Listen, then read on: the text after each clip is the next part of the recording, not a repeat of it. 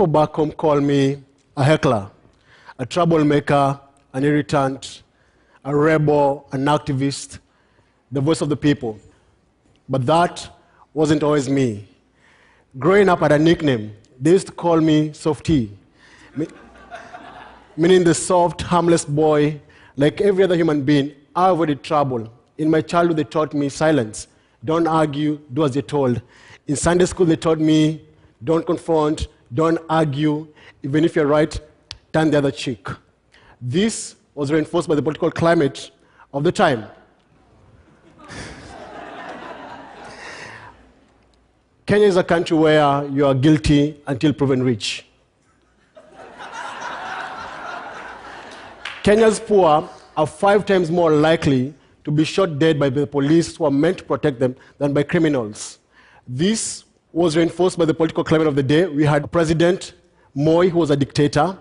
He ruled the country with an iron fist, and anyone who dared question his authority was arrested, tortured, jailed, or even killed.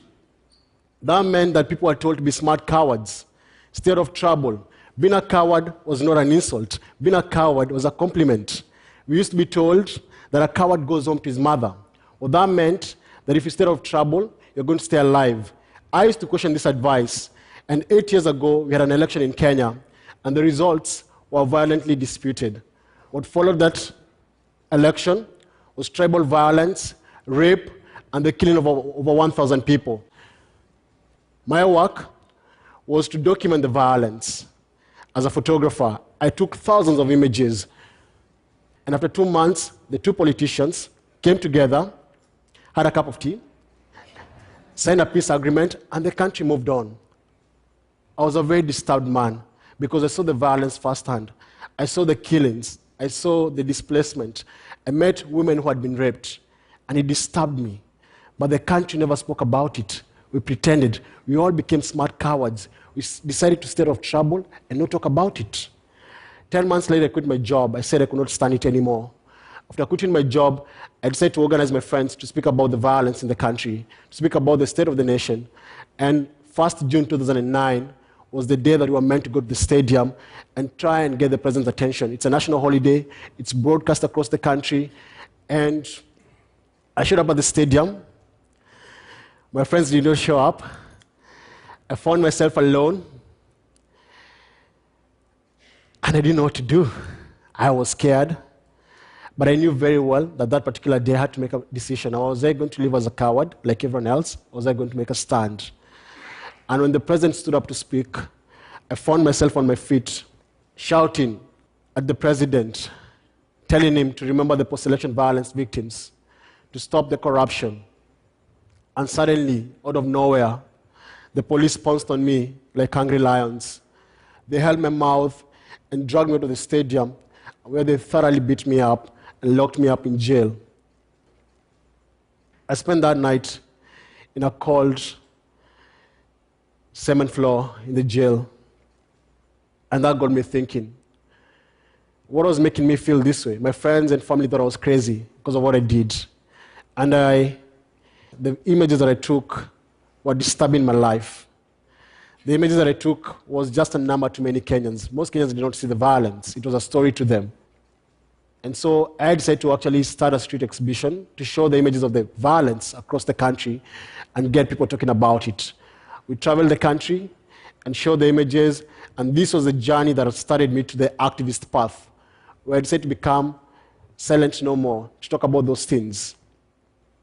We traveled, and a journey that started from a street exhibit became started doing political graffiti about the situation in the country, talking about corruption, the bad leadership. We have even done symbolic burials. We have delivered live pigs to Kenya's parliament as a symbol of a politician's greed. It has been done in Uganda and other countries. And what is most powerful is that the message has been picked by the media and amplified across the country, across the continent. Where I used to stand up alone 7 years ago, now I belong to a community of many people who stand up with me. I am no longer alone when I stand up to speak about these things. I belong to a group of young people who are passionate about the country, who want to bring about change, and they're no longer afraid, and they're no longer smart cowards. So that was my story. That day in the stadium, I stood up as a smart coward. But that one action, I said goodbye to 24 years living as a coward. There are two most powerful days in your life. The day you're born and the day you discover why. That day standing up in that stadium, shouting at the president, I discovered why I was truly born. That I will no longer be silent in the face of injustice. Do you know why you were born? Thank you.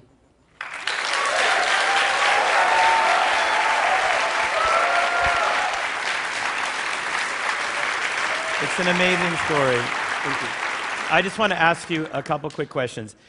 So, Power 254, you've created a studio, a place where young people can go and harness the power of digital media to do some of this action. What's happening now with Power? So we have this community of filmmakers, graffiti artists, musicians. When there's an issue in the country, we come together, we brainstorm, and take up on that issue. So our most powerful tool is art. Because we live in a very busy world where people are so busy with their life and they don't have time to read. So we package our activism and we package our message in art. So from the music, the graffiti, the art, that's what we do. Can I say one more thing? Yeah, of course. In spite of being arrested, beaten up, threatened, the moment I discovered my voice, that I could actually stand up for what I really believe in, I'm no longer afraid. I used to be called softy, but I'm no longer softy because I discovered who I really am, as in that's what I want to do. And there's such beauty in doing that. There's nothing as powerful as that, knowing that I'm meant to do this. Because you don't get scared, you just continue living your life. Thank you.